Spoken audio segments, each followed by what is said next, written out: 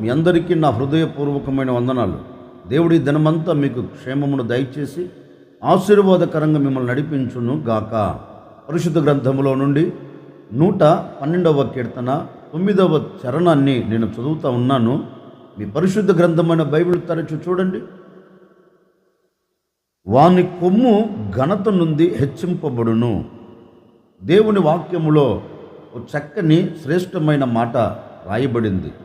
వాని కొమ్ము ఘనత నుండి హెచ్చింపబడును అనే మాట మనం చదువుతాం. నిజమే, ప్రతి నరుని హృదయములో ఒక ఆశ కలుగుతుందండి. ప్రతి నరుని మనసులో ఒక కోరిక కలుగుతుందండి. ఏ ఆశ, ఏ కోరిక అంటే నేను ఘనత నొందాలి, నేను ఘనముగా పిలువబడాలి అనే కోరిక ప్రతి మానవుని హృదయములో మెదులుతూ వస్తుంది. మనిషి కోరుకున్నట్లుగా, మనిషి ఆశించినట్లుగా ఘనతలో నిలిచి ఉండగలుగుతున్నారా అంటే ఉండలేకపోతూ ఉన్నారు. ఇంకో కొంతమంది ఉన్నారండి, మనిషి నన్ను ఘనపరుస్తే చాలు, మానవుడు నన్ను హెచ్చిస్తే చాలు, మానవుడు నన్ను ఒక ఉన్నతమైన స్థితిలో నిలబెట్టేటట్లు చూస్తే చాలు అనుకుంటాడు. ఒక మాట చెప్పనా, మానవుడు ఎంత నిన్ను ఘనపరుస్తాడో అంత క్రిందికి తొక్కి వేస్తాడండి.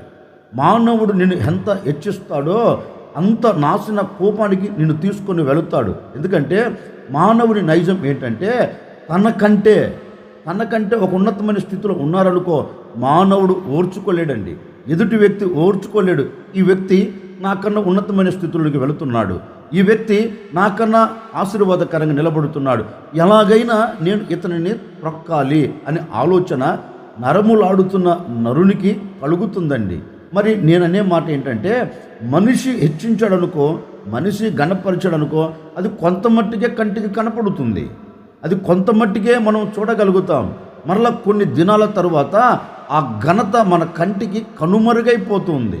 దేవుని వాక్యం అలా చెప్పట్లేదండి. దేవుని వాక్యం ఉంటుంది, వాని కొమ్ము ఘనత నుండి హెచ్చింపబడును అని దేవుని వాక్యం అంటుంది. అంటే యేసు క్రీస్తు చెంతకి ఏ వ్యక్తి రాగలుగుతాడో, ఏ వ్యక్తి యేసు క్రీస్తు చెంత నిలిచి ఉండగలుగుతారో ఆ వ్యక్తిని గురించి బైబిల్ చెప్తుంది, నేను అతనిని ఘనపరుస్తాను, నేను అతనిని ఆశీర్వదిస్తాను. అంటే నేను ప్రకటించే యేసు క్రీస్తు ఒక వ్యక్తిని ఘనపరిచాడనుకో, ఒక వ్యక్తిని ఆశీర్వాదకరంగా నిలబెట్టాడనుకో, ఆ ఘనతనే కానివ్వండి, ఆ ఆశీర్వాదనే కానివ్వండి, ప్రపంచంలో ఎవడు దానిని తీసివేయలేడు. అందుకని ఈ ఉదయకాల సమయంలో నా ప్రభు నీతో చెప్పకుండా చెబుతున్నారు, ఇది మొదలుకొని, ఈ ఉదయకాల సమయం మొదలుకొని నా దేవుడు నిన్ను అన్ని విషయాల్లో ఘనపరచబోతూ ఉన్నాడు.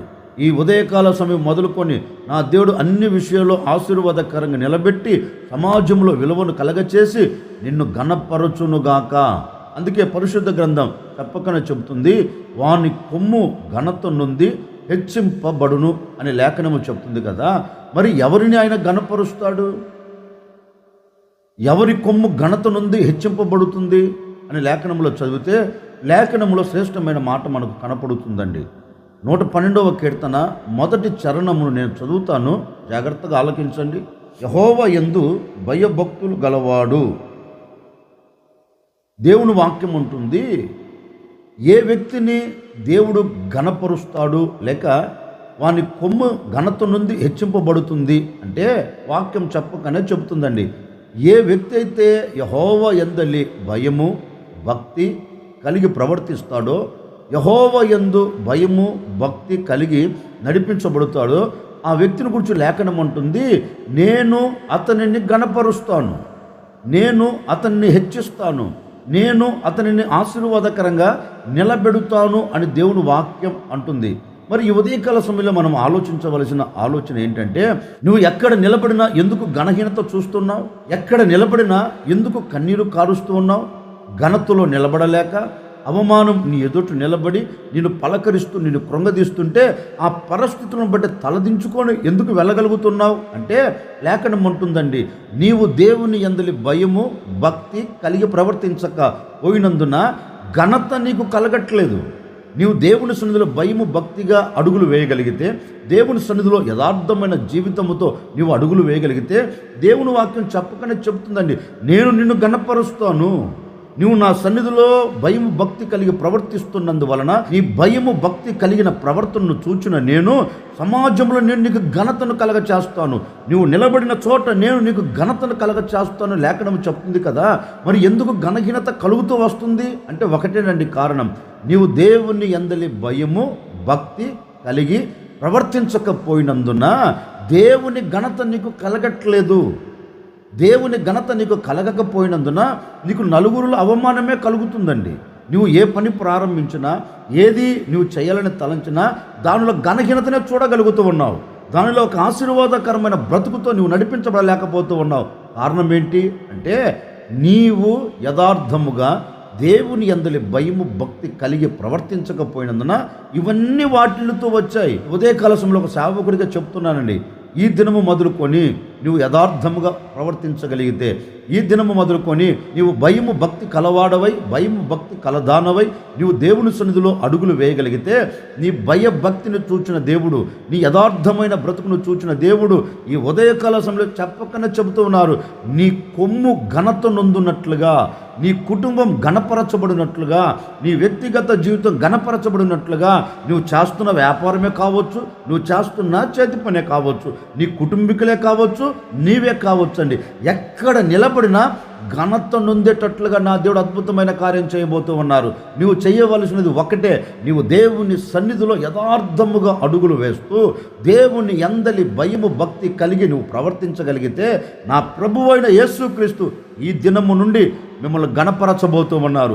ఈ దినము నుండి మీకు ఘనతను కలగ చేయబోతూ ఉన్నారు. ఈ దినము నుండి నిన్ను గణపరిచి అనేకుల ఎదుట ఆశీర్వాదకరంగా నీ కుటుంబాన్ని నిలబెట్టబోతూ ఉన్నారు. అందుకని నీ కొమ్ము ఘనత నుండి హెచ్చింపబడాలి అంటే నీవు చేయవలసింది ఒక్కటే, యెహోవా సన్నిధిలో లేకపోతే దేవుని ఎదుట నీవు భయము భక్తిగా ప్రవర్తించగలిగితే. అందుకే లేఖనంలో కూడా ఒక శ్రేష్టమైన మాట రాయబడిందండి. మన పితరుడైన యోబును గురించి చక్కని మాట మనం చదవగలుగుతాం.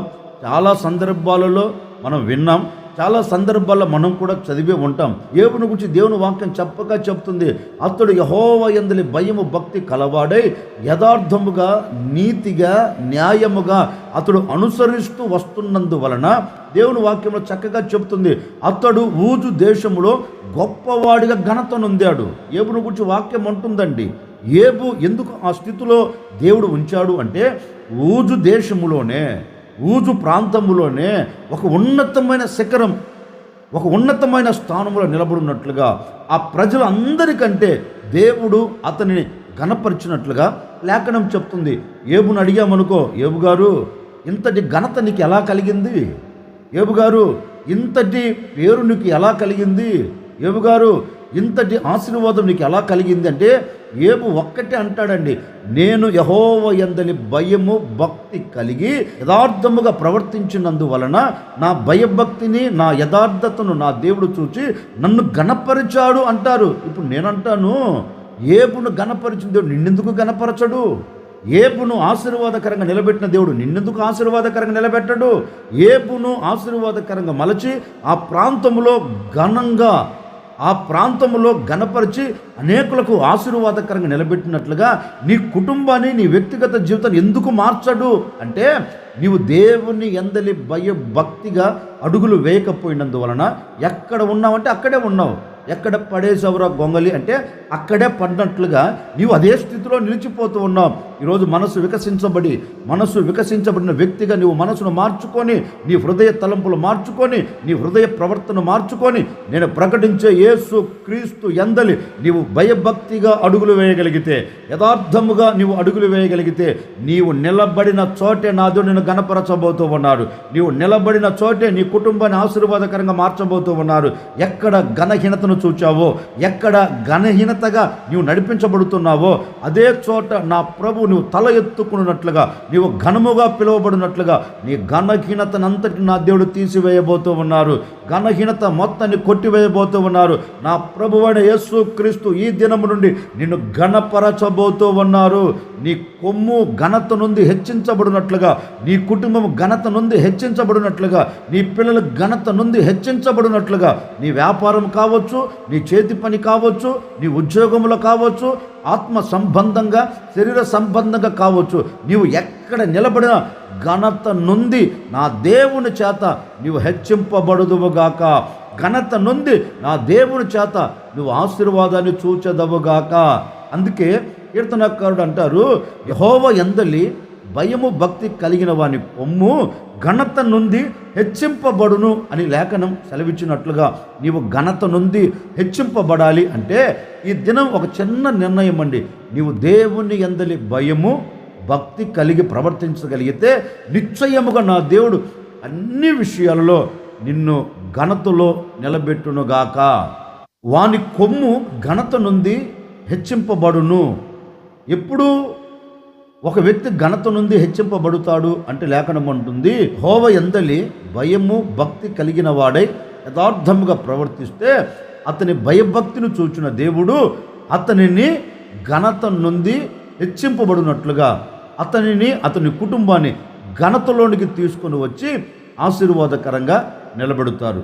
మరొక మాట కూడా నేను మీకు జ్ఞాపకం చేస్తాను. 112వ కీర్తన మొదటి చరణాన్ని నేను చదువుతాను, మీరు గమనించండి. యెహోవా యందు భయభక్తులు గలవాడు ఆయన ఆజ్ఞలను బట్టి అధికముగా ఆనందించువాడు. నేను మొదట చెప్పాను, యెహోవా యందలి భయభక్తి కలిగిన వాడు ఘనత నుండి హెచ్చింపబడుతాడని. మరొక మాట కూడా నేను జ్ఞాపకం చేస్తున్నాను, ఆయన ఆజ్ఞలను బట్టి అధికముగా ఆనందించువాడు. ఎవరు ఘనత నుండి హెచ్చింపబడుతారు అంటే లేఖనం అంటుంది, ఆయన ఆజ్ఞలను బట్టి ఆనందించువాడు ఘనత నుండి హెచ్చింపబడుతాడంటండి. ఆయన ఆజ్ఞలు అంటే ఆయన మాట. ఏ వ్యక్తి అయితే ఆయన మాటకు లోబడుతాడో, ఏ వ్యక్తి అయితే ఆయన మాటకు లోబడి ఆయనకు అనుగుణంగా నడిపించబడుతారో అతడు ఘనత నుండి హెచ్చింపబడుతాడంటండి. ఒక సేవకుడిగా నేను మీతో చెప్పాలి అనుకున్న మాట ఏంటంటే, మరి ఎందుకు ఘనతలో నిలబడలేకపోతూ వస్తున్నావు అంటే వాక్యం అంటుంది, ఆయన మాటకు నువ్వు శిరస్సు వంచట్లేదు. ఆయన మాటకు నువ్వు లోబడకపోయినందువలన, ఆయన ఇచ్చిన ఆజ్ఞను నువ్వు పాటించకపోయినందున నీవు ఘనతలో నిలబడలేకపోయావు. నీవు ఆశీర్వాదకరంగా అడుగులు వేయలేకపోతూ వచ్చావు. ఇంతకాలం నీవు ఆశీర్వాదకరంగా ఘనతలో నిలబడలేక కన్నీరు కారుస్తూ వచ్చావు. అందుకే ఈ ఉదయ కలశంలో ఒక చిన్న నిర్ణయం, నా దేవుని చేత నేను ఘనత నొందాలి అని కోరుకుంటే ఈరోజు ఆయన మాటకు నువ్వు శిరస్సు వంచాలండి. ఈ రోజున మానవుని హృదయములో దేవుని మాట వచ్చి మాట్లాడితే దేవుని మాటను అంగీకరించే వ్యక్తులు కంటికి కనపడుతున్నారంటే కంటికి కనపడట్లేదండి. దేవుని మాట వచ్చి హెచ్చరిక చేస్తుంటే, దేవుని ఆజ్ఞ వచ్చి సరిచేస్తుంటే ఆజ్ఞను కాదని కాళ్ళతో తన్నుతున్నారండి. ఆజ్ఞను కాదని తనకు నచ్చిన మార్గాలలో నడిపించబడుతున్నారండి.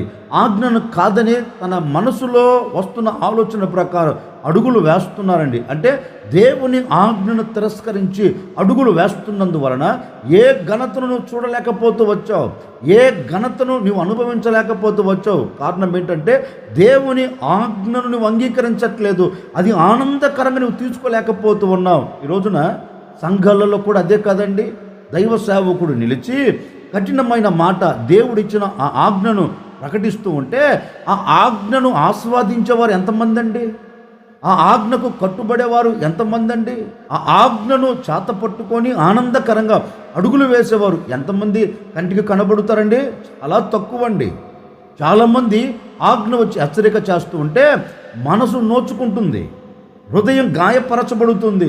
హృదయం గాయపరచబడినప్పుడు ఈ వ్యక్తి ఏం చేస్తాడంటే దేవునికి దూరం అవుతాడు. దేవునికి దూరం అయినప్పుడు ఆ వ్యక్తికి కలిగేది ఏంటంటే ఘనహీనత. ఆ వ్యక్తికి ఘనహీనత కలుగుతుంది కనుక ఎక్కడికి వెళ్ళినా అవమానమే చూడగలుగుతాడు. ఎందుకంటే దేవుని మాటకు శిరస్సు వంచక. అందుకే దేవుని వాక్యం అంటుంది, ఒక వ్యక్తి నా ఆజ్ఞను బట్టి ఆనందించగలిగితే, నేను చెప్పే మాటకు లోబడి ఆనందకరంగా అడుగులు వేయగలిగితే ఆ వ్యక్తిని నేను గణపరుస్తాను. ఒకవేళ ఇప్పటి వరకు దేవుని మాట వినకుండా దేవునికి దూరం అయిపోతూ వచ్చావేమో, దేవుని మాటకు లోబడకుండా దేవుని సన్నిధికి దూరం అయిపోతూ వచ్చావేమో, దేవుని మాటే కదా నేను గణపరిచేది, దేవుని మాటే కదా నేను ఆశీర్వాదకరంగా నిలబెట్టేది, దేవుని మాటే కదా నీవు దీవెనను చూచినట్లుగా నీ కుటుంబం ఆశీర్వాదకరంగా నీ కుటుంబం నిలబడినట్లుగా దేవుని మాటే కదా చేయగలిగేది. అందుకే కదా మన పితరులతో చాలామందితో దేవుడు చెప్తారు. మన పితరులతో కూడా దేవుడు చెప్పాడు, అబ్రహాం నేను చెప్పే మాటకు నువ్వు లోబడి రాగలిగితే నేను నిన్ను గొప్ప జనముగా చేస్తాను అన్నారు. అబ్రహాం, నేను చెప్పే మాటకు నువ్వు లోబడి అడుగులు వేయగలిగితే నేను నీ సంతతిని విస్తరింప చేస్తాను అన్నాడు.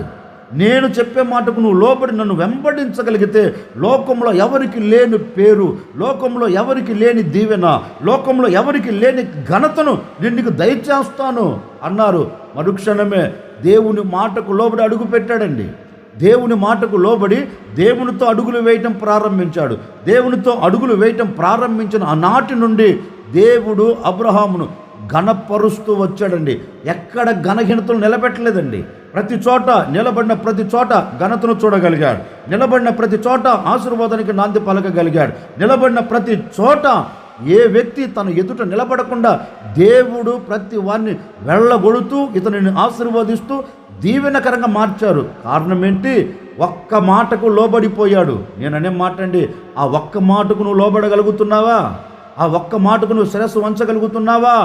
ఈ ఉదయకాల సమయంలో శిరస్సు వంచగలిగితే, ఉదయకాల సమయంలో నీ మనసు వికసించబడినదై, నీ మనోనేత్రాలు తెరవబడినవై ఈరోజు దేవుని మాటకు లోబడి దేవుని మాటకు నువ్వు కట్టుబడి అడుగులు వేయగలిగితే ఈ దినము నుండే నువ్వు ఘనతను చూడబోతూ ఉన్నావు. ఈ దినము నుండే నీవు ఘనతలో నిలిచి దేవుని స్తుతించబోతూ ఉన్నావు. నిన్ను చూస్తున్న వారందరూ ఆశ్చర్యపడినట్లుగా దేవుడు అద్భుతమైన కార్యం జరిగించబోతున్నారండి. అందుకని నువ్వు చేయవలసినది ఒక్కటే, దేవుని మాటకు లోబడి ఆ మాటను పట్టుకొని నువ్వు ఆనందించగలిగితే చాలండి. నా ప్రభువైన యేసుక్రీస్తు నేను ఘనపరచబోతూ ఉన్నారు. నువ్వు దేవుని మాటకు లోబడి అడుగులు వేయగలిగితే సంఘములోనైనా సమాజములోనైనా, నువ్వు చేస్తున్న ఉద్యోగములోనైనా, నువ్వు చేస్తున్న వ్యాపారములోనైనా, నువ్వు చేస్తున్న చేతి పనిలోనైనా, ఈ లోకము విడిచిన తరువాత తండ్రి ఎదుట కూడా నా దేవుడు నిన్ను ఘనపరచబోతూ ఉన్నారు. నా దేవుడు నిన్ను ఘనతలో నిలబెట్టబోతూ ఉన్నారు. నువ్వు దేవుని మాటకు లోబడితే నిశ్చయముగా భూలోకములోనే కాదండి, తండ్రి ఎదుట, ఒకరోజు తండ్రి ఎదుట నిన్ను నిలబెట్టి అందరూ చూస్తూ ఉండగానే దేవుడు నిన్ను ఘనపరచబోతూ ఉన్నాడు. పరలోకములో నీకు ఘనత కలుగుతుంది, భూలోకంలో నీకు ఘనత కలుగుతుంది. భూలోకములో నిన్ను ఘనపరిచిన దేవుడే పరలోకంలో కూడా నిన్ను ఘనపరచబోతూ ఉన్నారు. ఈ ఘనత కావాలి అని నువ్వు కోరుకుంటే నీవు ఆయన యందు భయము భక్తి కలిగి యథార్థముగా ప్రవర్తించగలిగితే, ఆయన మాటకు లోబడి నువ్వు ఆయన ఆజ్ఞను చేతపట్టుకొని ఆనందించగలిగితే ఈ లోకపు మట్టుకే కాదండి, పరలోకంలో కూడా నువ్వు ఘనతను చూడబోతూ ఉన్నావు. పరలోకంలో కూడా నా దేవుని ఘనపరచబోతూ ఉన్నారు. కనుక ఈ దినం ఒక చిన్న నిర్ణయం, దేవా నా కొమ్ము ఘనత నుండి హెచ్చింపబడినట్లుగా నా కుటుంబాన్ని ఆశీర్వదించవా అని కోరుకోండి. నిశ్చయముగా ఈ ఉదయకాల సమయము నుండి నా ప్రభువు నీవు ఎక్కడ నిలబడినా, నీవు ఏది ప్రారంభిస్తున్నా, నీవు ఏది చేయాలని తలంచినా, నీ కుటుంబాన్ని కానీ, నీ పిల్లలనే కానీ, నీ వ్యక్తిగత జీవితమునే కానీ, అన్ని విషయాలలో ఈ దినమంతా నా దేవుడు మిమ్మల్ని ఘనపరచబోతూ ఉన్నాడు. ఘనహీనత తొలగిపోతూ ఉంది, ఘనహీనతను కొట్టివేయబోతూ ఉన్నారు. అవమానించిన ప్రజలే నీ మీద అభిమానమును పంచబోతూ ఉన్నారు. చెప్పించిన ప్రజలే నిన్ను ఆశీర్వదించబోతూ ఉన్నారు. దినమంతా నా ప్రభు నిన్ను ఘనతలో నిలబెట్టి నువ్వు ఎక్కడికి వెళుతున్నా నిన్ను ఆశీర్వాదకరంగా తీసుకుని వెళ్ళునుగాక. నువ్వు చేస్తున్న ఉద్యోగంలో నీకు ఘనత కలుగునుగాక, నీ వ్యాపారంలో ఘనత కలుగునుగాక, నీ చేతి పనిలో ఘనత కలుగునుగాక. నీవు నిలిచి ఉన్న సమాజములో, నీవు నిలిచి ఉన్న సంఘములో నా దేవుడు అన్ని విషయాలలో నీ కుటుంబానికి నీకు ఘనతనిచ్చి ఈ దినమంతా నా దేవుడు మిమ్మల్ని ఆశీర్వదించి మీ అక్కరలన్నిటిని తీర్చి మిమ్మల్ని అందరినీ ఘనపరచునుగాక. ఓ చిన్న ప్రార్థన చేసుకోండి.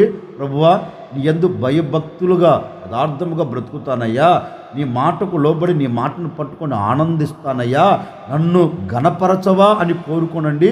ఈ దినము నుండి నా ప్రభు మిమ్మల్ని అందరి ఘనపరచబోతూ ఉన్నారు. నేను కూడా మీ కొరకు చిన్న ప్రార్థన చేయబోతూ ఉన్నాను.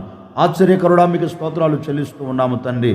వాని కొమ్ము ఘనత నుండి హెచ్చింపబడును అని మీ లేఖనాలు తెరవించినట్లుగా ఎందరైతే మీ అందరి భయము భక్తిగా యథార్థముగా ప్రవర్తించుచు మీరిచ్చిన ఆజ్ఞను చేత పట్టుకొని ఆనందకరంగా సాగి వెళుతారో ప్రతి ఒక్క ఒక్కరిని మీరు ఘనపరచమని వేడుకుంటున్నాను. ఘనతను కలగచేయమని కోరుకుంటున్నాను. ఆశపడిన ప్రతి కుటుంబాన్ని మీరు ఘనపరచండి. ఆశపడిన ప్రతి వ్యక్తిని మీరు ఘనపరచండి. ఈ దినమంతా నాయన వారు ఎక్కడికి వెళుతున్న ఘనత కలుగునట్లుగా మీరు సహాయం చేసి నడిపించి ఘనమైన నామమునకు మహిమ తెచ్చుకోమని యేసు నామములు అడిగి వేడుకొనుచున్నాము తండ్రి.